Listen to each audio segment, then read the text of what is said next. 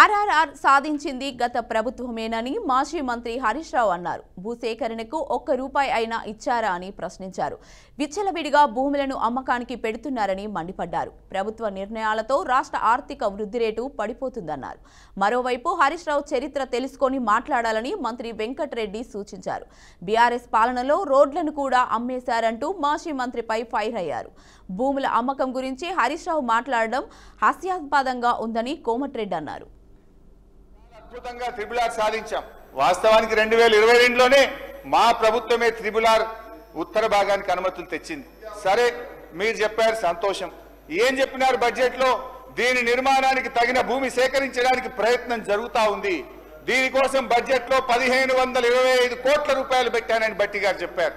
నేను అడుగుతా ఉన్న, ఏడాది అయిపోయింది, మళ్ళీ బడ్జెట్ పెట్టారు. ₹1 చెల్లించారా? 1 ఎకరమన్న భూసేకరణ చేశారా? 1 కిలోమీటర్ అయినా రోడ్డు వేశారా? అంతా అబద్ధం అధ్యక్ష. ఔటర్ రింగ్ రోడ్ వేసి అక్కడనే జిఎంఆర్ ఎయిర్పోర్ట్ కట్టి అక్కడనే ఫైనాన్షియల్ డిస్ట్రిక్ట్ కోకాపేట్ ఎస్సీజెడ్తో పాటు ఇవాళ హైదరాబాద్ ఈ స్టేజ్లో బెంగళూరు తర్వాత ఉన్నదంటే Congress party PV Narasimha Rao expressway కలుపుకుంటూ మెట్రో వరల్డ్ క్లాస్ మెట్రో తీసుకొచ్చి హైదరాబాద్ డెవలప్ చేస్తే సార్ రెండు మాసాల ముందు ఎన్నికల 2 విషయాలు చెప్తా సార్ మీకు. మన తెలంగాణ సభ్య సమాజం తలదించుకునే విధంగా ఔటర్ రింగ్ రోడ్డుని కమిషన్ కక్కుర్తుపడి 7,300 కోట్లకు రోడ్డు రంపిన ఘన చరిత్ర ఈయన సార్ వీళ్ళది. మేము చాలా అద్భుతం